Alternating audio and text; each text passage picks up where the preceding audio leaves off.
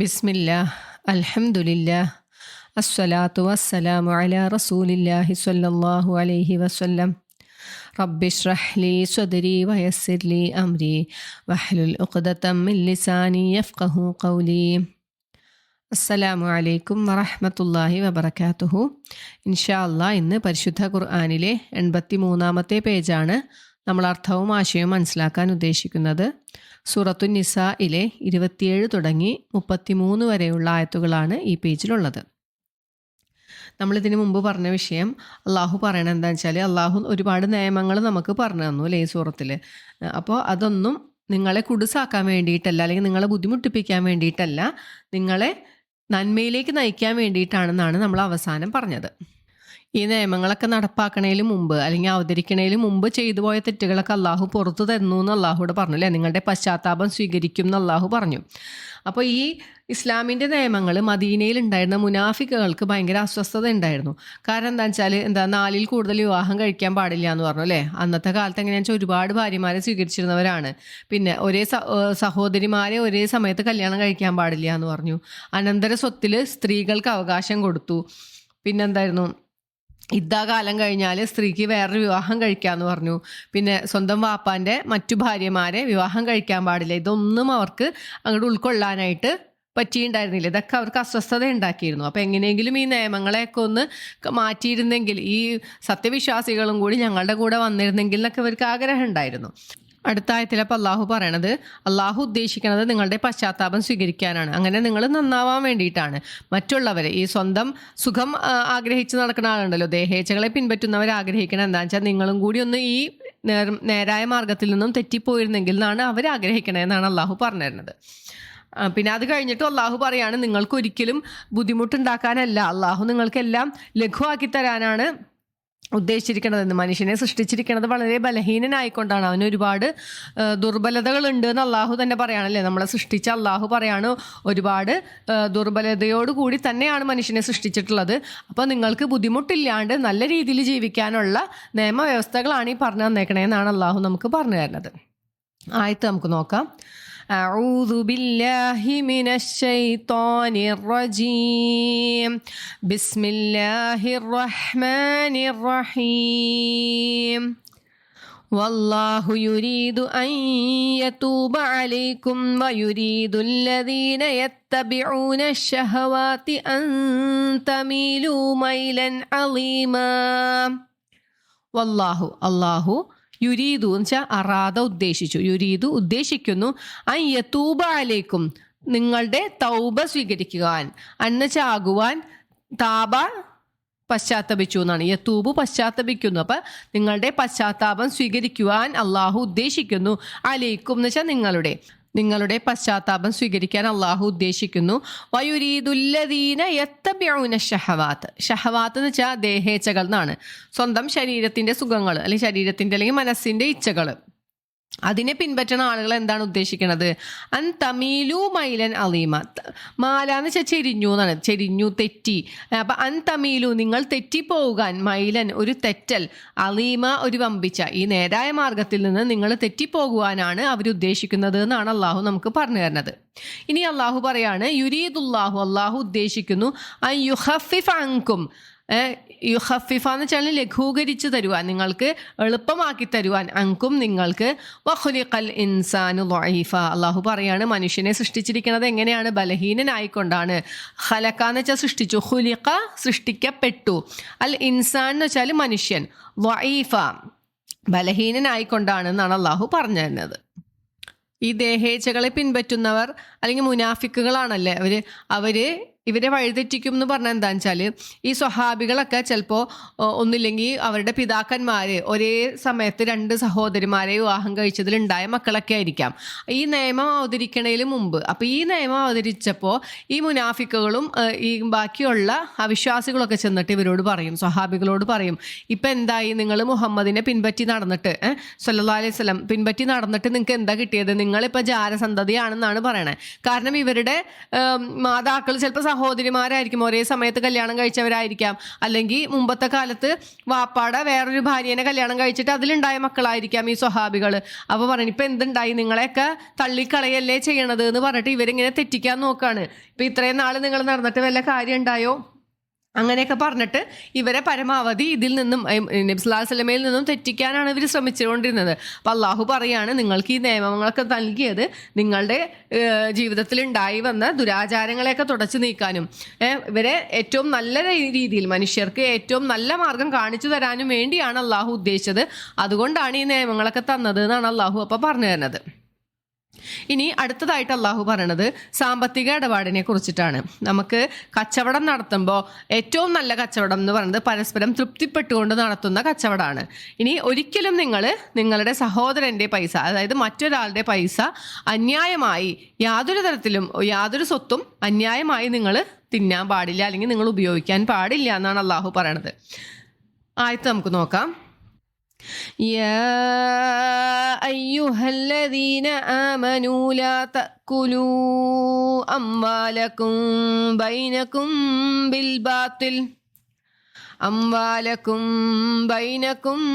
بالباطل إلا أن تكون تجارة عن تراض منكم ولا تقتلوا أنفسكم إن الله كان بكم رحيما യാ അയ്യുഹല്ലദീന ആമനു, ഹേ വിശ്വസിച്ചവരെ, ലാ തഅക്കുലു നിങ്ങൾ തിന്നരുത്. അക്കല എന്ന് വെച്ചാൽ തിന്നു എന്നാണ്. ലാ ഇല്ല, അക്കല തിന്നു, യഅ്കുലു തിന്നുന്നു, തഅ്കുലു നിങ്ങൾ തിന്നുന്നു. അപ്പം ലാ തഅ്കുലു നിങ്ങൾ തിന്നരുത്, അംവാലക്കും നിങ്ങളുടെ ധനങ്ങൾ എന്നാണ് അവിടെ പറഞ്ഞിരിക്കുന്നത് അള്ളാഹു. ബൈനക്കും നിങ്ങൾ പരസ്പരം, ബൈന എന്ന് വെച്ചാൽ ഇടയിൽ നിന്നാണ്. അപ്പം നിങ്ങൾ പരസ്പരം നിങ്ങളുടെ സ്വത്തുക്കൾ തിന്നരുത്. ബിൽ ബാത്തിൽ അന്യായമായി നിരർത്ഥമായി നിങ്ങൾ തിന്നരുത്. ഇല്ല അൻ തകൂന തിജാറത്തൻ, എങ്ങനെയല്ലാതെ ഒരു കച്ചവടം വഴിയല്ലാതെ. ആ കച്ചവടം എങ്ങനെയായിരിക്കണം? അൻ തറാളിം മിൻകും, നിങ്ങൾ പരസ്പരം തൃപ്തിപ്പെട്ട ഒരു കച്ചവടം മുഖേനയല്ലാതെ അങ്ങോട്ടും ഇങ്ങോട്ടും നിങ്ങൾ നിങ്ങളുടെ സ്വത്തുക്കൾ തിന്നുകളയരുത്, അല്ലെങ്കിൽ നിങ്ങൾ അന്യായമായി അത് ഉപയോഗിക്കരുത്, അല്ലെങ്കിൽ നിങ്ങളത് എടുക്കരുത് എന്നാണ് അള്ളാഹു പറഞ്ഞു തരുന്നത്. അപ്പോൾ അള്ളാഹു ഏറ്റവും ഇഷ്ടപ്പെട്ട ഒരു ധനസമ്പാദന മാർഗമാണ് കച്ചവടം. നബി സല്ലല്ലാഹു അലൈഹി വസല്ലമയുടെ ഹദീസുകളിൽ നിന്ന് നമുക്ക് മനസ്സിലാവാറുണ്ട്, ഒരു കച്ചവടക്കാരനെ കുറിച്ചിട്ട് നബി സല്ലല്ലാഹു അലൈഹി വസല്ലമ പറഞ്ഞിരിക്കുന്നത് എന്താണ്? ഏറ്റവും നല്ല രീതിയിൽ സത്യസന്ധമായി കച്ചവടം നടത്തുന്ന ഒരാൾ പ്രവാചകന്മാരുടെയും രക്തസാക്ഷികളുടെയും, അതായത് ശുഹദാക്കളുടെയും മഹാത്മാക്കളുടെയും കൂടെയാണ്. അത്രയും ഉന്നത പദവിയാണ് കച്ചവടം ഏറ്റവും സത്യസന്ധമായി നടത്തുന്നവർക്ക് നബി സല്ലല്ലാഹു അലൈഹി വസല്ലമ പറഞ്ഞിട്ടുള്ളത്. പക്ഷേ അങ്ങനെ കച്ചവടം നടത്തുന്നവർ വളരെ കുറവാണ്. അതുകൊണ്ടാണ് നബി സല്ലല്ലാഹു അലൈഹി വസല്ലമ അങ്ങനെ പറഞ്ഞത്. അങ്ങനെ കച്ചവടം നടത്താൻ നല്ല ബുദ്ധിമുട്ടുമാണ് അല്ലേ.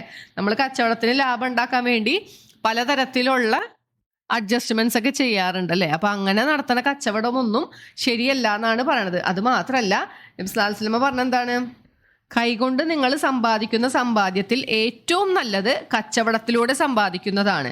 പക്ഷേ ആ കച്ചവടക്കാരനെ കുറിച്ച് നബി സല്ലല്ലാഹു അലൈഹി വസല്ലമ ഒന്നും കൂടി പറഞ്ഞു, കച്ചവടക്കാരൻ ഏറ്റവും വലിയ കുറ്റവാളിയായി മാറും. അതെങ്ങനെയാണ്? അയാൾ സംസാരിക്കുമ്പോൾ കളവ് പറയും അല്ലേ. അയാളുടെ പ്രൊഡക്റ്റിനെ കുറിച്ചിട്ട് ഇല്ലാത്ത ഗുണങ്ങൾ പറഞ്ഞ് ഒരു ചരക്ക് വിൽക്കണ ഒരാളെന്ന് വെച്ചാൽ ഏറ്റവും വലിയ കുറ്റവാളിയാണെന്നാണ് പറഞ്ഞിട്ടുള്ളത്. ഇപ്പോൾ ഒരു കച്ചവടം നടത്തുമ്പോൾ നമ്മൾ വിൽക്കണ ആ സാധനത്തിൻ്റെ ന്യൂനതകൾ ഉണ്ടെങ്കിൽ അത് പറഞ്ഞുകൊണ്ടായിരിക്കണം കച്ചവടം നടത്തേണ്ടത് എന്നാണ് പറഞ്ഞത്. പിന്നെ ഒരിക്കലും കൊള്ള ലാഭം എടുക്കാൻ പാടില്ല, അല്ലാണ്ട് ഇത്ര % ലാഭം എന്ന് പറഞ്ഞിട്ടില്ല. ഒരിക്കലും കൊള്ള ലാഭം എടുക്കാൻ പാടില്ല. പൂഴ്ത്തിവെപ്പ് നടത്തലോ അല്ലെങ്കിൽ കരിഞ്ചന്തയ്ക്ക് വിൽക്കലോ അങ്ങനത്തെ പരിപാടികളൊന്നും നിങ്ങൾ ചെയ്യാൻ പാടില്ല. കച്ചവടം ചെയ്യുകയാണെങ്കിൽ അത് ഏറ്റവും സത്യസന്ധമായിരിക്കണം എന്നാണ് അള്ളാഹു ഇവിടെ പറഞ്ഞു തരുന്നത്. ഇവിടെ ഓർക്കേണ്ട ഒരു കാര്യം അള്ളാഹു പറഞ്ഞേക്കണം എന്താണെന്ന് വെച്ചാൽ നിങ്ങളുടെ സ്വത്തുക്കൾ നിങ്ങൾ പരസ്പരം തിന്നരുത് എന്നാണ്. അംവാലക്കും എന്നാണ് പറഞ്ഞത്, അംവാലഹും എന്നല്ല, അവരുടെ സ്വത്തുക്കൾ എന്നല്ല അള്ളാഹു പറഞ്ഞത്. അന്യന്റെ സ്വത്ത് എന്ന് അള്ളാഹു പറയണില്ല. എന്താണ്? നിങ്ങളുടെ സ്വത്തിനെ എത്രത്തോളം നല്ല രീതിയിൽ കാണുന്നു അല്ലെങ്കിൽ എത്രത്തോളം ഇഷ്ടപ്പെടുന്നു, അതുപോലെ തന്നെ നിങ്ങളുടെ സഹോദരൻ്റെ സ്വത്തിനെയും നിങ്ങൾ ഇഷ്ടപ്പെടണം. അയാൾക്ക് ഉണ്ടാവണേലും നിങ്ങൾ ഇഷ്ടപ്പെടണം. അപ്പോൾ ഒരിക്കലും അയാളുടെ ഒരു ധനത്തെ അന്യായമായി അല്ലെങ്കിൽ പറ്റിച്ചുകൊണ്ട് നിങ്ങൾ നേടരുത് എന്നാണ് അള്ളാഹുവിടെ പറയണത്. അങ്ങനെ നേടിയിട്ടുണ്ടെങ്കിൽ അത് എവിടേക്കാ ചെന്ന് അവസാനിക്കുക? നരകത്തിൽ തന്നെയാണ് അവസാനം അല്ലേ. പക്ഷെ ആളുകൾ അത് മനസ്സിലാക്കണില്ല. ഇപ്പോഴത്തെ ഒരു ലാഭം അല്ലെങ്കിൽ ഇപ്പോഴത്തെ ഒരു സന്തോഷം മാത്രമാണ് നമുക്കൊരാളെ പറ്റിച്ചിട്ട് ചിലവർ പറയണ കേൾക്കും, ഞാൻ ഇന്ന് അയാളുടെ തലക്ക് വെച്ചു, അല്ലെങ്കിൽ ഇന്ന് അയാളുടെ ഇന്ന സാധനം ഓസി എന്നൊക്കെ പറയും അല്ലേ. എന്നിട്ട് അവർക്ക് ഭയങ്കര സന്തോഷം, എന്തോ വലിയ നേടിയ പോലെ. പക്ഷെ നഷ്ടമാർക്കാണ്, അവർക്ക് തന്നെയാണ് ഉണ്ടാവുക എന്നുള്ളതാണ് അള്ളാഹുവിടെ പറഞ്ഞിരുന്നത്.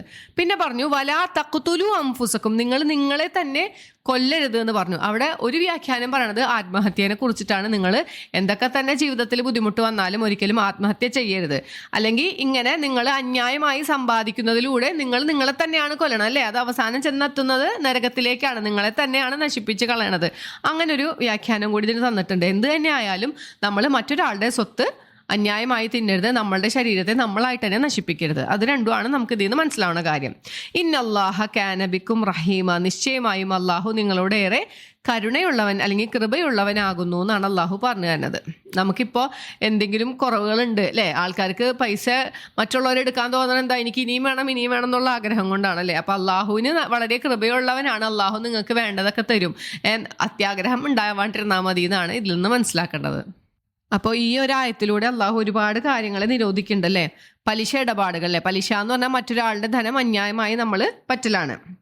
പിന്നെ കൃത്രിമമായി സാധനങ്ങൾ വിൽക്കുക, എന്തെങ്കിലും ന്യൂനത ഉണ്ടെങ്കിൽ അതൊക്കെ മറച്ചു വെച്ച് എന്തെങ്കിലും തട്ടിപ്പിലൂടെയൊക്കെ സാധനങ്ങൾ വിൽക്കുക, മായം ചേർക്കുക. പിന്നെ ലോട്ടറി എങ്ങനെയാണ് നമുക്ക് നിഷിദ്ധാവണത്? ലോട്ടറി എടുക്കുമ്പോൾ എല്ലാവരുടെയും ആഗ്രഹം എന്താണ്, നമുക്ക് കിട്ടണം എന്ന് വെച്ചിട്ടാണ് എടുക്കണം അല്ലേ. അപ്പം അതിൻ്റെ റിസൾട്ട് വരുമ്പോൾ കിട്ടാത്തവർക്കൊരു നിരാശയാണ്. അല്ലാണ്ട് ആരും തൃപ്തിയോടുകൂടിയല്ല ആ പൈസ കൊടുക്കണം, എല്ലാവർക്കും കിട്ടണം എന്നാണ് ആഗ്രഹം. അപ്പോൾ ഒരിക്കലും നമുക്ക് ലോട്ടറിയിൽ നിന്ന് കിട്ടണ ധനം അത് എത്ര കോടി അടിച്ചാലും നമുക്കത് ഒരിക്കലും ഹലാലായ പണമല്ല. അങ്ങനെ ഏത് വിധത്തിലൂടെയും നമ്മളിലേക്ക് അന്യായമായി ധനം മറ്റൊരാളുടെ വരരുത് എന്നാണ് അള്ളാഹു നമുക്ക് പഠിപ്പിച്ചു തരുന്നത്. പിന്നെ ഇവിടെ പറഞ്ഞു തൃപ്തിപ്പെട്ടുകൊണ്ടായിരിക്കണം എന്ന് പറഞ്ഞു പരസ്പരം അല്ലെ സാമ്പത്തിക ഇടപാടുകൾ. അപ്പോൾ ചിലർ പറയാണ്, എനിക്ക് പലിശ കൊടുക്കണതിന് കുഴപ്പമില്ല, ഞാൻ തൃപ്തിപ്പെട്ടുകൊണ്ട് തന്നെയാണ് പലിശ കൊടുക്കണത് എന്ന് പറഞ്ഞാൽ അതൊരിക്കലും ശരിയാവില്ല. പലിശ അള്ളാഹു നിരോധിച്ച കാര്യമാണ് അല്ലേ. അപ്പം അങ്ങനെ ഞാൻ തൃപ്തിപ്പെട്ടു എന്ന് എത്ര പറഞ്ഞാലും ഉള്ളുകൊണ്ട് ബുദ്ധിമുട്ടിയിട്ട് തന്നെയായിരിക്കും, വേറെ നിവൃത്തിയില്ലാത്തതുകൊണ്ടായിരിക്കും ആ ലോൺ എടുക്കുന്നുണ്ടാവുക അല്ലേ, അല്ലെങ്കിൽ പലിശയ്ക്ക് കടം വാങ്ങിക്കുന്നുണ്ടാവുക. അപ്പോൾ ഒരിക്കലും അങ്ങനെ തൃപ്തിപ്പെട്ടതുകൊണ്ട് ശരിയാവൂല, അതും നമുക്ക് ഒരിക്കലും അനുവദനീയമല്ല എന്നാണ് മനസ്സിലാക്കേണ്ടത്. നിങ്ങൾ നിങ്ങളെ തന്നെ കൊന്നുകളയരുത് എന്ന് പറഞ്ഞതിൽ നിങ്ങൾ പരസ്പരം കൊല നടത്തരുതെന്നുണ്ട്. പിന്നെ നിങ്ങൾ ആത്മഹത്യ ചെയ്യരുത്. പിന്നെ നിങ്ങൾ പാപങ്ങൾ ചെയ്യുന്നത് വഴി നിങ്ങളെ തന്നെ അല്ലെ അവസാനം ഈ പാപങ്ങളൊക്കെ ചെയ്തിട്ട് നിങ്ങൾ നരകത്തിലോട്ടാണ് പോണത്. അപ്പം നിങ്ങളെ തന്നെ കൊല്ലരുത് എന്ന് പറഞ്ഞതിൽ അതും ഉൾപ്പെടും. ഈ ആയത്തുമായിട്ട് ബന്ധപ്പെട്ടൊരു സംഭവം പറയണത്, ഒരു യാത്രയിൽ അംർ ഇബ്നു ആസ് റളിയല്ലാഹു അൻഹു ജനാപത്തുകാരനായി. അപ്പോൾ വലിയ അശുദ്ധി ബാധിച്ചാൽ കുളിക്കണം എന്നാണ് നിയമം അല്ലേ. പക്ഷേ ഭയങ്കര തണുപ്പുള്ള ഒരു കാലാവസ്ഥയായിരുന്നു. അപ്പോൾ അദ്ദേഹം കുളിക്കുന്നതിന് പകരം തയമ്മം ചെയ്തുകൊണ്ടാണ് നമസ്കരിച്ചതൊക്കെ. അപ്പോൾ ചില സ്വഹാബികൾ വന്നിട്ട് നബി സല്ലല്ലാഹു അലൈഹി വസല്ലമയോട് ഇങ്ങനെ വിവരം പറഞ്ഞു. അപ്പോൾ തിരുമേനി അംർ ഇബ്നു ആസ് റളിയല്ലാഹു അൻഹുവിനോട് ചോദിച്ചപ്പോൾ പറഞ്ഞു, നബിയെ അള്ളാഹു പറഞ്ഞിട്ടുണ്ട് നിങ്ങളെ തന്നെ കൊന്നുകളയരുതെന്ന് പറഞ്ഞിട്ടുണ്ട്. ഞാൻ ഈ തണുപ്പ് എന്നെ കൊന്നുകളയുമെന്ന് ഭയപ്പെട്ടു, ഈ തണുപ്പത്ത് ഞാൻ കുളിച്ചാൽ ഞാൻ മരിച്ചു പോകുന്നു ഞാൻ പേടിച്ചു, അതുകൊണ്ടാണ് കുളിക്കാഞ്ഞത് എന്ന് പറഞ്ഞിട്ട് ഈ ആയത്ത് ഓതിയതാണ്. അപ്പോൾ നബി സല്ലല്ലാഹു അലൈഹി വസല്ലമ ഈ മറുപടി കേട്ടപ്പോൾ ഒന്നും പറഞ്ഞില്ല, മൗനം അവലംബിക്കുകയാണ്. അല്ലാണ്ട് അതിനെ തിരുത്തുകയോ അല്ലെങ്കിൽ അത് ശരിയായില്ല എന്നോ പറയുകയോ ചെയ്തിട്ടില്ല. അപ്പോൾ നമ്മളുടെ ശരീരത്തിന് അല്ലെങ്കിൽ ജീവന് ഭീഷണിയാവുന്ന ഉള്ള ഒരു അവസരത്തിൽ നമുക്ക് അങ്ങനെ ചെയ്യാം എന്നാണ് അതിൽ നിന്ന് മനസ്സിലാവണത്. അപ്പം അള്ളാഹു തൊട്ട് മുമ്പ് പറഞ്ഞില്ലേ, മനുഷ്യനെ സൃഷ്ടിച്ചിരിക്കുന്നത് ബലഹീനനായിക്കൊണ്ടാണ്, അവന് ഒരുപാട് കുറവുകളുണ്ട്.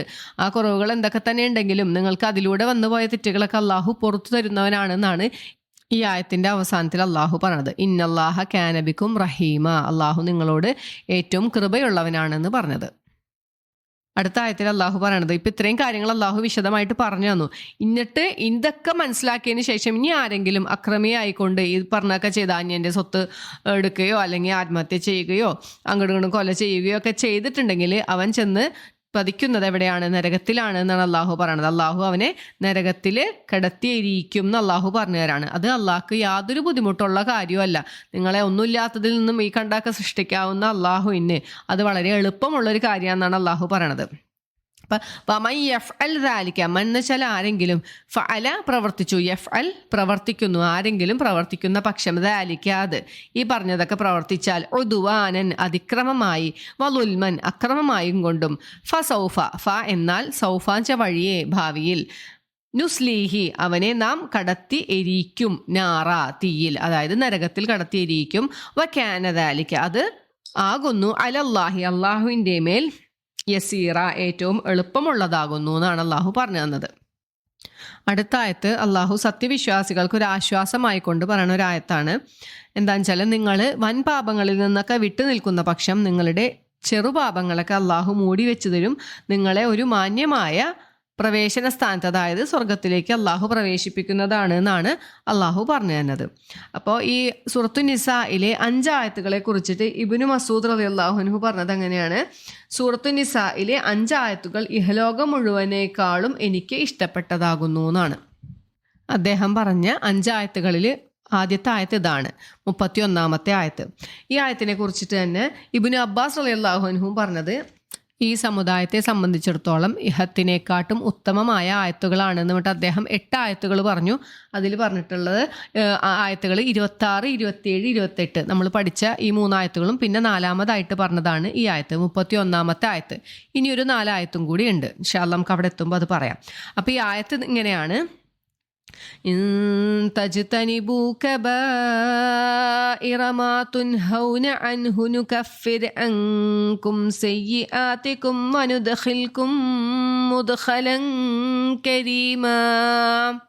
ഇജ്തനബ എന്ന് വെച്ചാൽ വിട്ടു നിൽക്കുക എന്നാണ്. അപ്പം ഇൻ തജ്തനിബു, നിങ്ങൾ വിട്ടു നിൽക്കുന്ന പക്ഷം, കബായിറ, കബീർ എന്ന് വെച്ചാൽ വലുത് അല്ലേ, കബായിറ വൻ കാര്യങ്ങളെ അല്ലെങ്കിൽ വൻ കുറ്റങ്ങളെ, മാ തുൻഹൗന, നഹ എന്ന് വെച്ചാൽ എന്താണ്, വിരോധിക്കുക എന്നാണ്. തുൻഹൗന നിങ്ങളോട് വിരോധിക്കപ്പെട്ട ഏതൊന്നിലെ വൻ കാര്യങ്ങളെ നിങ്ങൾ വിട്ടുനിന്നാൽ, അൻഹു അതിനെപ്പറ്റി, നുകഫിർ അൻകും നിങ്ങളിൽ നിന്നും ഞാൻ മൂടി വെക്കും, സയ്യിആതികും, സയ്യിഅത്ത് എന്താ, തിന്മ, സയ്യിആത്ത് തിന്മകൾ, സയ്യിആതികും നിങ്ങളുടെ തിന്മകൾ. അപ്പം നിങ്ങളുടെ തിന്മകൾ മൂടി വെക്കും. വനുദ്ഖിൽക്കും, ദഖല എന്ന് വെച്ചാൽ പ്രവേശിച്ചു എന്നാണ്. അപ്പം നുദ്ഖിലു നാം പ്രവേശിപ്പിക്കും, ക്കും നിങ്ങളെ, മുദ്ഖലൻ ഒരു പ്രവേശന സ്ഥാനത്തേക്ക്, കരീമ, കരീം എന്ന് വെച്ചിട്ടുണ്ടെങ്കിൽ മാന്യമായ. അപ്പം നിങ്ങൾ വൻ പാപങ്ങളെയൊക്കെ വിട്ടു നിന്നാൽ അള്ളാഹു നിങ്ങളുടെ ചെറിയ ചെറിയ തെറ്റുകളൊക്കെ പുറത്തു തരും എന്ന് പറഞ്ഞു. ഇതൊരിക്കലും ചെറുപാപങ്ങളിൽ നമ്മൾ ശ്രദ്ധിക്കാണ്ട് അതെന്തെങ്കിലും ആയിക്കോട്ടെ അള്ളാഹു പുറത്തു തരും, ആകെ ഞാൻ വൻ പാപങ്ങൾ മാത്രം വിട്ടു നിന്നാൽ മതി എന്ന് വിചാരിക്കാനുള്ള ഒരു ആയത്തല്ല. പക്ഷേ അള്ളാഹുവിൻ്റെ ഔദാര്യമാണ് ഇവിടെ നമുക്ക് കാണിച്ചു തരണത്.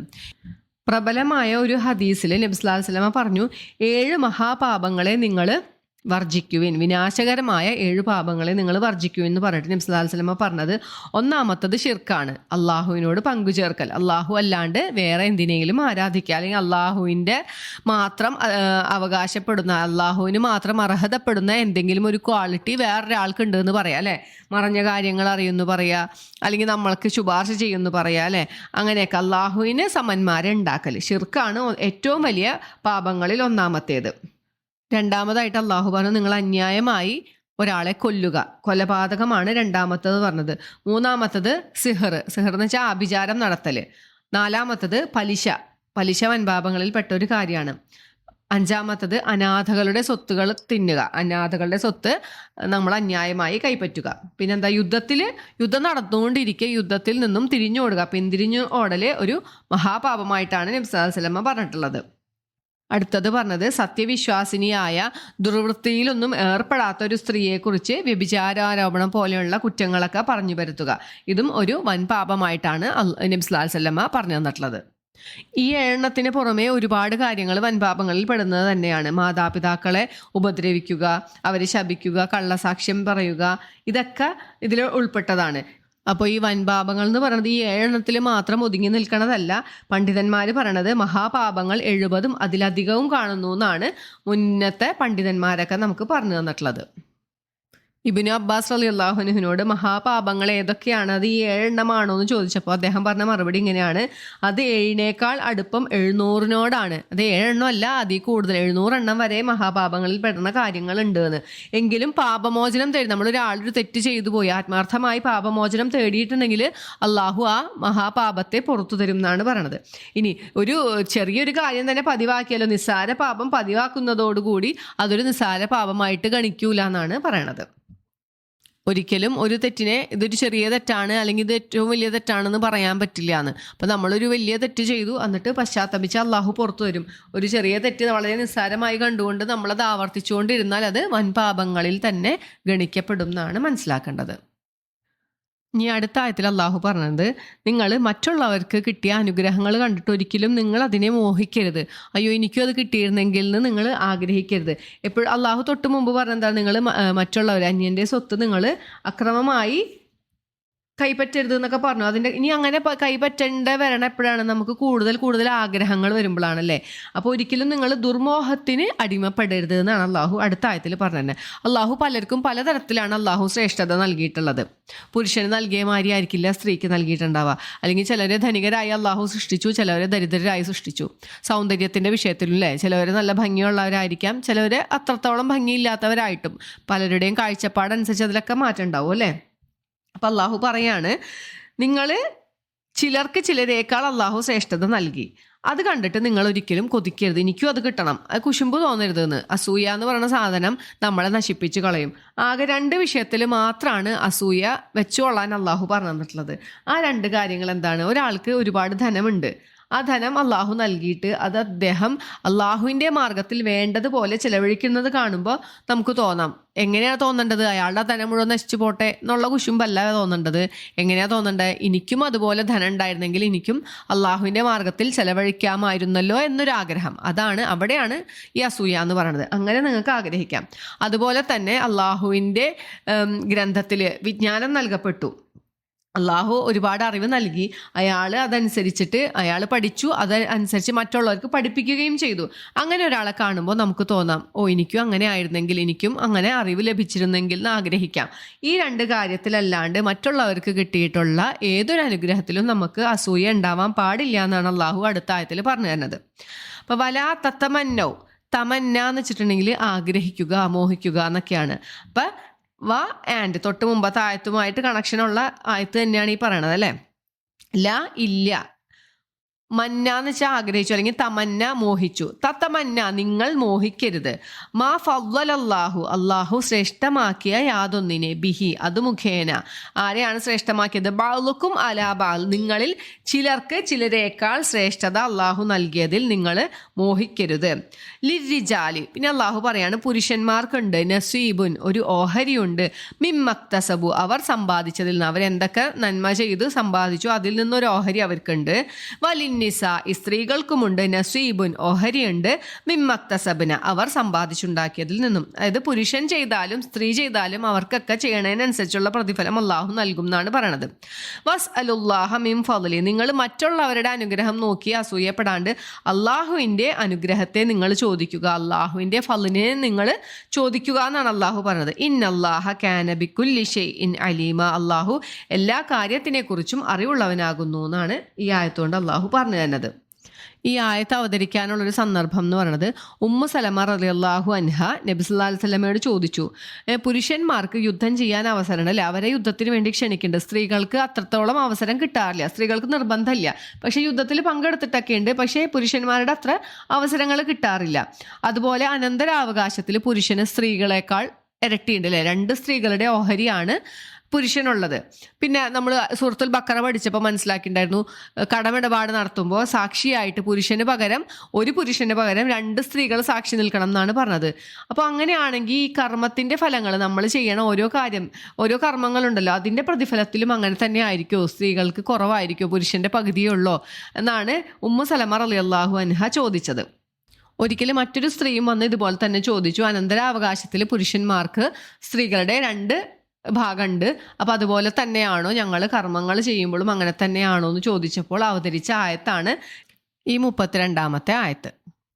നമ്മൾ സൂറത്ത് ആലു ഇമ്രാൻ പഠിച്ചപ്പോൾ അതിൽ 195-ാമത്തെ ആയത്തിൽ അള്ളാഹു പറഞ്ഞു തരുന്നുണ്ട്, നിങ്ങൾ പുരുഷനായാലും സ്ത്രീ ആയാലും നിങ്ങൾ ചെയ്ത കർമ്മങ്ങളിൽ നിന്നും നിങ്ങളുടെ പ്രതിഫലം ഒരിക്കലും നിങ്ങൾക്ക് പാഴായി പോവുകയില്ല, എന്ത് തന്നെ പ്രവർത്തിച്ചാലും അത് പാഴായി പോവുകയില്ല എന്ന് അള്ളാഹു പറയുന്നുണ്ട്. അള്ളാഹു ചില സന്ദർഭങ്ങളിൽ ചിലർക്ക് മറ്റുള്ളവരെക്കാൾ ശ്രേഷ്ഠത നൽകിയിട്ടുണ്ട് എന്നുള്ളത് സത്യം തന്നെയാണ് അല്ലേ. പുരുഷന്മാർക്ക് ഇപ്പോൾ നോക്കുമ്പോൾ, ഇപ്പോൾ നമ്മൾ അനന്തരാവകാശം നോക്കിയപ്പോൾ പറഞ്ഞു പുരുഷനാണ് 2 ഓഹരി ഉള്ളത് സ്ത്രീയെക്കാളും. അതവിടെ എന്തുകൊണ്ടാണെന്നൊക്കെ നമ്മൾ കൃത്യമായിട്ട് മനസ്സിലാക്കിയിട്ടുണ്ടായിരുന്നു. ഇനിയിപ്പോൾ മാതാപിതാക്കളുടെ വിഷയത്തിൽ വരികയാണെങ്കിൽ, ഒരു കുട്ടിയെ സംബന്ധിച്ചിടത്തോളം അവൻ ഏറ്റവും നന്നായി വർത്തിക്കേണ്ടത് ആരോടാണെന്ന് ചോദിച്ചപ്പോൾ നബി സല്ലല്ലാഹു അലൈഹി വസല്ലം പറഞ്ഞത്, ആദ്യത്തെ 3 പ്രാവശ്യവും പറഞ്ഞത് ഉമ്മാനോടാണെന്നാണ്. അത് കഴിഞ്ഞിട്ട് 4-ാമത്തെ പ്രാവശ്യമാണ് പറഞ്ഞത് നിന്റെ പിതാവിനോടെന്ന്. അപ്പോൾ അവിടെ അള്ളാഹു സ്ത്രീയെയാണ് ശ്രേഷ്ഠരാക്കിയത് അല്ലേ. അങ്ങനെ ഓരോ സന്ദർഭത്തിലും അത് വ്യത്യാസമുണ്ട്. അപ്പോൾ അത് മനസ്സിലാക്കുക. പക്ഷേ നമ്മൾ ചെയ്യണ അമലുകളിൽ യാതൊരു തരത്തിലുള്ള കുറവും അള്ളാഹു വരുത്തൂല എന്ന് അള്ളാഹു കൃത്യമായിട്ട് നമുക്ക് പഠിപ്പിച്ചു തരുന്നുണ്ട്. ഇനി അടുത്ത ആയത്തിൽ അള്ളാഹു വീണ്ടും അനന്തരാവകാശത്തെക്കുറിച്ച് തന്നെ ഒന്നും കൂടി പറയാണ്. അള്ളാഹു നമുക്ക് കൃത്യമായിട്ട് അനന്തരാവകാശികൾ ആരൊക്കെയാന്ന് പറഞ്ഞു തന്നിട്ടുണ്ട്. അപ്പോൾ അത് തന്നെയാണ് അള്ളാഹു ഇവിടെ പറയണത്.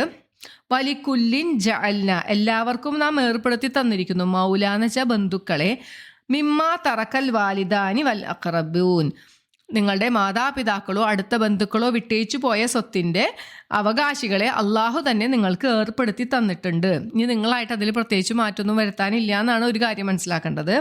ഇനി അള്ളാഹു പറഞ്ഞു, അതല്ലാണ്ട് ഈ അള്ളാഹു പറഞ്ഞതല്ലാത്ത അനന്തരാവകാശികളുമായി നിങ്ങൾ വല്ല കരാറിൽ ഏർപ്പെട്ടിട്ടുണ്ടെങ്കിൽ നിങ്ങളത് പാലിക്കണം, അവരുടെ ഓഹരി അവർക്ക് കൊടുക്കണം എന്നാണ് അടുത്ത ഭാഗം പറയണത്.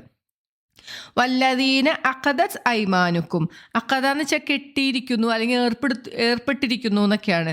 ഐമാനുക്കും നിങ്ങളുടെ സത്യങ്ങൾ. അപ്പോൾ നിങ്ങൾ സത്യങ്ങൾ കെട്ടാന്ന് വെച്ചാൽ നിങ്ങൾ ആരെങ്കിലുമായിട്ട് എന്തെങ്കിലും ഒരു കരാർ ഏർപ്പെടുത്തിയിട്ടുണ്ടെങ്കിൽ ഫആതൂഹും, എന്നാൽ നിങ്ങൾ അവർക്ക് കൊടുക്കുവിൻ, നസീബഹും അവരുടെ ഓഹരി നിങ്ങൾ കൊടുക്കുവിൻ. ഇതിന് വേറെയും വ്യാഖ്യാനം നൽകുന്നുണ്ട്. ഇപ്പം അനന്തരാവകാശികളിൽ പെടാത്ത ഒരാൾക്ക് നമ്മൾ വസിയത്ത് ചെയ്യേണ്ടതുണ്ടെങ്കിൽ, ഇപ്പം നമ്മൾ പറഞ്ഞു പേരക്കുട്ടികൾ ജീവിച്ചിരിക്കുന്നുണ്ട്, മകൻ മരിച്ചുപോയി, പക്ഷേ പേരക്കുട്ടികൾ ഉണ്ടെങ്കിൽ അവർക്ക് വസിയത്ത് ചെയ്യേണ്ട ബാധ്യത ആ വല്യപ്പാക്ക് ഉണ്ട് അല്ലേ. അപ്പം അങ്ങനത്തെ കണ്ടീഷനുകൾ വരികയാണെങ്കിൽ അവിടെ നിങ്ങൾ അവരുടെ ഓഹരി കൊടുക്കണം എന്നാണ് അള്ളാഹുവിടെ പറയണത്. ഈ വസിയത്തിനെ കുറിച്ചിട്ട് അങ്ങനെ ഒരു വസിയത്ത് നിർബന്ധമായും ചെയ്യേണ്ട ഒരാൾ അത് വസിയത്ത് രേഖപ്പെടുത്താതെ 2 ദിവസം പോലും കഴിഞ്ഞുകൂടരുതെന്നാണ് നബി സല്ലല്ലാഹു അലൈഹി വസല്ലം പറഞ്ഞത്. അത് അതിന് കാലതാമസം വെക്കരുതെന്ന്. ഇപ്പോൾ മകൻ മരിച്ചുപോയി പേരക്കുട്ടികൾ ഉണ്ടെങ്കിൽ എത്രയും പെട്ടെന്ന് തന്നെ ആ കുട്ടികൾക്കുള്ള വസിയത്ത് നമ്മൾ ചെയ്തു വെക്കണം എന്നാണ് അള്ളാഹുവിടെ പറഞ്ഞു തരുന്നത്. ഇനി അതുമല്ല, ഭാര്യ ഭർത്താക്കന്മാർ അവരും ഒരിക്കലും രക്തബന്ധം വഴി അല്ല സ്വത്തിന് അവകാശികളാവുന്നത് അല്ലേ. അതും ഒരു കരാറ് വഴിയാണ് അവർ വിവാഹത്തിൽ ഏർപ്പെടണം അല്ലേ. അങ്ങനെയാണ് അവർ തമ്മിലുള്ള ബന്ധം. അപ്പോൾ അവർക്കുള്ളതും കൃത്യമായി കൊടുക്കണം എന്നൊരു അഭിപ്രായം ഈ ഒരു ആയത്തിൽ പറയുന്നുണ്ട്.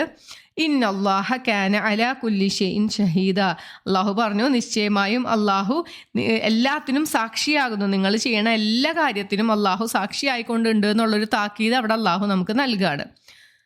അപ്പോൾ ഇത്രയേ ഉള്ളൂ ഈ ഒരു പേജിൽ. ആദ്യം നമ്മൾ പറഞ്ഞു അള്ളാഹു ഉദ്ദേശിച്ചത് നിങ്ങളെ നേരായ മാർഗത്തിലേക്ക് നയിക്കാനാണ്, പക്ഷേ ദേഹേച്ഛകളെ ഇഷ്ടപ്പെടുന്ന ആളുകൾ നിങ്ങളെ വഴിതെറ്റിക്കാൻ വേണ്ടിയിട്ടാണ് നോക്കണത് എന്നാണ് അള്ളാഹു നമുക്ക് പറഞ്ഞു തന്നു. പിന്നെ പറഞ്ഞു നിങ്ങളെ ഒരിക്കലും കുടുസാക്കാൻ വേണ്ടിയൊന്നല്ല ഈ നിയമങ്ങൾ അള്ളാഹു നിങ്ങൾക്ക് തന്നിട്ടുള്ളത്, നിങ്ങൾക്ക് എല്ലാം ലഘുവാക്കി തരാനും നിങ്ങളെ ഏറ്റവും നേരായ മാർഗത്തിലേക്ക് നയിക്കാനുമാണ്. ഈ മനുഷ്യൻ്റെ സൃഷ്ടിപ്പ് തന്നെ ദുർബലനായിക്കൊണ്ടാണ്. മനുഷ്യൻ ദുർബലനാണ് എന്ന് അള്ളാഹു നമുക്ക് പറഞ്ഞു തരണം. നമുക്ക് പല തരത്തിലുള്ള ബലഹീനതകളുമുണ്ട്, നമുക്ക് തെറ്റുകളൊക്കെ പറ്റിയേക്കാം. അങ്ങനെ നിങ്ങൾ നല്ല രീതിയിൽ പോകണമെങ്കിൽ ഈ പറഞ്ഞ നിയമങ്ങൾ പാലിച്ചുകൊണ്ട് ജീവിക്കുകയാണ് വേണ്ടത് എന്നാണ് അള്ളാഹു പറഞ്ഞു തന്നത്. പിന്നെ പറഞ്ഞു സത്യവിശ്വാസികളെ വിളിച്ചുകൊണ്ടാണ് അള്ളാഹു പറയണത്, ഹേ സത്യവിശ്വാസികളെ, നിങ്ങൾ ഒരിക്കലും അന്യരുടെ ധനങ്ങൾ അന്യായമായി നിങ്ങൾ തിന്നരുത് അല്ലെങ്കിൽ നിങ്ങൾ ഉപയോഗിക്കരുത്. നിങ്ങളുടെ സഹോദരനെ നിങ്ങളെ പോലെ തന്നെ, നിങ്ങളുടെ ധനത്തെ നിങ്ങൾ എത്ര സൂക്ഷിച്ചുപയോഗിക്കുന്നു അതുപോലെ തന്നെ ആയിരിക്കണം നിങ്ങളുടെ സഹോദരൻ്റെ അല്ലെങ്കിൽ മറ്റൊരാളുടെ ധനം ഉപയോഗിക്കേണ്ടതെന്നാണ് അള്ളാഹുവിടെ പഠിപ്പിച്ചു തരുന്നത്. ഇനി എങ്ങനെ നിങ്ങൾക്ക് പരസ്പരം ധനം കൈമാറാൻ പറ്റും? സംതൃപ്തിയോടുള്ള കച്ചവടത്ത് രണ്ടുപേരും തൃപ്തിപ്പെട്ടുകൊണ്ട് നടത്തുന്ന കച്ചവടം വഴി നിങ്ങൾക്ക് അന്യോന്യം നിങ്ങളുടെ ധനങ്ങൾ കൈമാറാം. ഇനി ഒരിക്കലും നിങ്ങൾ നിങ്ങളെ തന്നെ കൊന്നു കളയരുതെന്ന് പറഞ്ഞത് നിങ്ങൾ ആത്മഹത്യ ചെയ്യരുതെന്നോ അല്ലെങ്കിൽ ഇങ്ങനെ മറ്റുള്ളവരുടെ അന്യായമായ സമ്പത്ത് നമ്മൾ എടുത്തുകൊണ്ട് നമ്മൾ എവിടേക്കാണ് പോണത്? നരകത്തിലോട്ടാണ് പോണത്. അങ്ങനെ നിങ്ങൾ ചെയ്യരുത്, മറ്റുള്ളവരെ കൊലപാതകം ചെയ്യരുത് എന്നൊക്കെയാണ് അള്ളാഹു അവിടെ പറഞ്ഞത്. അള്ളാഹു നിങ്ങളുടെ ഏറ്റവും കരുണയുള്ളവനാണ് എന്ന് പറഞ്ഞു. നിങ്ങൾ ഈ മറ്റുള്ളവരെ പിടിച്ചു പറിക്കാനോ അല്ലെങ്കിൽ മറ്റുള്ളവരെ ആഗ്രഹിക്കാനോ ഒന്നും പോകണ്ട. അള്ളാഹു നിങ്ങളോട് ഏറ്റവും കരുണയുള്ളവനാണ് എന്നാണ് അള്ളാഹു ഇവിടെ പറഞ്ഞു തരുന്നത്. ഇനി ഇതൊക്കെ അള്ളാഹു പറഞ്ഞു തന്നിട്ട് ആരെങ്കിലും അങ്ങനെ പ്രവർത്തിച്ചാൽ അവർക്കുള്ള ശിക്ഷ നരകം തന്നെയാണ്, നരകത്തിലിട്ട് കരിച്ചു കളയുന്ന അള്ളാഹു വളരെ കൃത്യമായിട്ട് പറഞ്ഞു തരുന്നുണ്ട് അല്ലേ. അത് അള്ളാഹു ഒരു ബുദ്ധിമുട്ടുള്ള കാര്യമല്ല. നിങ്ങളെ സൃഷ്ടിച്ച് ഈ ഭൂലോകം മുഴുവൻ സൃഷ്ടിച്ച് എല്ലാത്തിനും കഴിവുള്ള അള്ളാഹുവിന് നിങ്ങളെ നരകത്തിലിട്ട് കരിക്കാൻ യാതൊരു ബുദ്ധിമുട്ടും ഇല്ല എന്നാണ് അള്ളാഹുവിടെ പറയണത്. ഇനി സത്യവിശ്വാസികൾക്ക് ആശ്വാസമായിക്കൊണ്ട് അള്ളാഹു പറഞ്ഞു, നിങ്ങൾ വൻ പാപങ്ങളിൽ നിന്നൊക്കെ വിട്ടു നിന്നാൽ നിങ്ങളിൽ നിന്ന് അബദ്ധവശാൽ വന്നു പോകുന്ന ചെറിയ തെറ്റുകളൊക്കെ അള്ളാഹു മൂടി വെച്ച് കളയും. അതായത് ഖിയാമത്ത് നാളിൽ മഹ്ശറയിൽ ഇതെല്ലാവരും മുമ്പിലും വെളിപ്പെടുത്തൂല എന്ന് അള്ളാഹു അതൊക്കെ മൂടി വെച്ച് തരും. നിങ്ങളെ ഒരു മാന്യമായ ഒരു പ്രവേശന സ്ഥലത്തേക്ക്, അതായത് സ്വർഗത്തിലേക്ക് നിങ്ങളെ പ്രവേശിപ്പിക്കുന്ന അള്ളാഹു വളരെ ആശ്വാസം നൽകണ ഒരായത്ത് നമുക്ക് പറഞ്ഞു തന്നു. പിന്നെ അള്ളാഹു പറഞ്ഞു, നിങ്ങൾ ഒരിക്കലും മറ്റുള്ളവർക്ക് കിട്ടിയ അനുഗ്രഹത്തിൽ നിങ്ങൾക്ക് അസൂയ ഉണ്ടാവാൻ പാടില്ല, നിങ്ങൾ കൊതിക്കാൻ പാടില്ല, എനിക്കും അതുപോലെ തന്നെ കിട്ടണമെന്ന് ആഗ്രഹിക്കരുത് എന്നാണ് അള്ളാഹു പറയണത്. പുരുഷന്മാർക്ക് പുരുഷന്മാരുടേതായ രീതിയിലുള്ള ഓഹരികൾ അവർക്കുണ്ട്. സ്ത്രീകൾ എന്തൊക്കെ സമ്പാദിച്ചോ അവർ ചെയ്യണതിനുള്ള പ്രതിഫലം അവർക്കും ഉണ്ട്. രണ്ടുപേർക്കും പലതരത്തിലുള്ള ഏറ്റക്കുറച്ചിലുകളും ഉണ്ട്. അള്ളാഹുവിൻ്റെ സൃഷ്ടിപ്പിലും സ്വഭാവത്തിലും ഒക്കെ ഉണ്ട് അല്ലേ. അപ്പോൾ ശാരീരികമായും സ്വഭാവപരമായും ഒക്കെ പുരുഷനും സ്ത്രീയിലും വ്യത്യാസമുണ്ട്. ഇപ്പോൾ സ്ത്രീകൾ വിചാരിക്കുമോ പുരുഷന്മാർക്ക് എന്താ സുഖം, അവർക്ക് എപ്പോഴും പുറത്തു പോവാം, നടക്കാം. അപ്പോൾ ചിലവർക്കൊരാഗ്രഹമാണ് എനിക്കിനി സ്ത്രീ ആവണ്ട, പുരുഷനായാൽ മതി എന്നൊരാഗ്രഹം തോന്നാണ്. നേരെ തിരിച്ച് പുരുഷന് ആയി ജനിച്ച ഒരാൾക്ക് ചിലപ്പോൾ തോന്നുകയാണ് എന്താ സ്ത്രീകൾക്ക് സ്ത്രീ ആയിരുന്നെങ്കിൽ എത്ര സുഖം ഉണ്ടായിരുന്നു, അതായിരിക്കും നല്ലതെന്ന് പറഞ്ഞിട്ട് സ്ത്രീ ആവാൻ ആഗ്രഹിക്കുകയാണ്. അതൊക്കെയാണ് ഇപ്പോൾ നമ്മൾ കണ്ടുകൊണ്ടിരിക്കണം അല്ലേ. അപ്പം അള്ളാഹു പറയാണ് ഓരോരുത്തർക്കും അവരുടേതായ പ്രതിഫലങ്ങൾ അവർ പ്രവർത്തിച്ചതിനുണ്ട്. പിന്നെ മറ്റുള്ളവർക്ക് കിട്ടിയ അനുഗ്രഹങ്ങളിൽ നിങ്ങൾ ഒരിക്കലും കൊതിക്കരുത് എന്ന് അള്ളാഹു പറഞ്ഞു തന്നു. ഇനി നിങ്ങൾ മറ്റുള്ളവരുടെ അവർക്ക് കിട്ടിയ അനുഗ്രഹങ്ങൾ നോക്കി അത് നോക്കല്ല വേണ്ടത്. നിങ്ങൾ എന്താ ചെയ്യേണ്ടത്? അതുപോലെ ആവാനല്ല നിങ്ങൾ നോക്കേണ്ടത്. അള്ളാഹുവിൻ്റെ ഫളിനെയാണ് നിങ്ങൾ തേടേണ്ടത്. അള്ളാഹുവിൻ്റെ ഔദാര്യത്തിൽ നിന്നും നിങ്ങൾക്ക് കിട്ടാനാണ് നിങ്ങൾ ചോദിക്കേണ്ടത്. അള്ളാഹുവിനോട് ചോദിക്കാൻ പറഞ്ഞാൽ എന്തിനാണ്? അള്ളാഹു തരാൻ തയ്യാറായിട്ട് നിൽപ്പുണ്ട്, നമ്മളോട് ചോദിക്കാനാണ് പറയണത് അല്ലേ. നമുക്കതാണ് മടിയുള്ളൊരു കാര്യം. അള്ളാഹു എല്ലാ കാര്യവും കൃത്യമായി അറിയുന്നവനാണ് എന്ന് അള്ളാഹു പറഞ്ഞു തന്നു. പിന്നെ പറഞ്ഞു, നിങ്ങളുടെ അനന്തരാവകാശികളെ അള്ളാഹു കൃത്യമായും നിങ്ങളുടെ ഇടയിൽ അള്ളാഹു നിങ്ങൾക്ക് ആക്കി തന്നിട്ടുണ്ട്. ഇന്ന ആൾക്ക് ഇത്ര ഓഹരി എന്നൊക്കെ കൃത്യം പറഞ്ഞു തന്നിട്ടുണ്ട്. അതൊക്കെ അവർക്ക് കൊടുക്കാൻ, മാതാപിതാക്കളോ അടുത്ത ബന്ധുക്കളോ വിട്ടേച്ചു പോയ സ്വത്തിൻ്റെ അനന്തരാവകാശികളെ അള്ളാഹു നിങ്ങൾക്ക് പറഞ്ഞു തന്നിട്ടുണ്ട്. ഇനി നിങ്ങൾ മറ്റുള്ളവരുമായി, അനന്തരാവകാശികളല്ലാത്ത മറ്റുള്ളവരുമായി എന്തെങ്കിലും കരാറിൽ ഏർപ്പെട്ടിട്ടുണ്ടെങ്കിൽ നിങ്ങളത് അവരുടെ ഓഹരി കൃത്യമായി കൊടുക്കണം. അല്ലെങ്കിൽ നിങ്ങൾ വസിയത്ത് ചെയ്യേണ്ട ബാധ്യത നിങ്ങൾക്കുണ്ടെങ്കിൽ നിങ്ങൾ വസിയത്ത് ചെയ്യണം, അതവർക്ക് കൊടുക്കണം എന്നാണ് പറയണത്. അള്ളാഹു എല്ലാ കാര്യത്തിനും സാക്ഷിയാണ്. നിങ്ങൾ എന്തൊക്കെ തന്നെ ഇവിടെ ചെയ്തു വെച്ചാലും ഇതെല്ലാം കണ്ടുകൊണ്ട് ഇതിനൊക്കെ സാക്ഷിയായിക്കൊണ്ട് അള്ളാഹു അവിടെ ഉണ്ട് എന്നൊരു താക്കീത് അള്ളാഹു അവിടെ നൽകുകയാണ്. സമ്പത്തിൻ്റെ വിഷയം വന്നപ്പോൾ അള്ളാഹു കൃത്യമായൊരു താക്കീത് നമുക്ക് തരികയാണ് അല്ലേ. നമ്മൾ അത്രയും സൂക്ഷിക്കണം എന്നാണ് ഉദ്ദേശിക്കുന്നത്. അപ്പോൾ ഇത്രയേ ഉള്ളൂ ഈ ഒരു പേജിൽ. ഇൻഷാ അല്ലാഹ് അടുത്തൊരു ഓഡിയോ നോക്കാം. സുബ്ഹാനക അല്ലാഹുമ്മ വബിഹംദിക അഷ്ഹദു അൻ ലാ ഇലാഹ ഇല്ലാ അൻത അസ്തഗ്ഫിറുക വഅതൂബു ഇലൈക്. അസ്സലാമു അലൈക്കും വറഹ്മത്തുള്ളാഹി വബറകാതുഹു.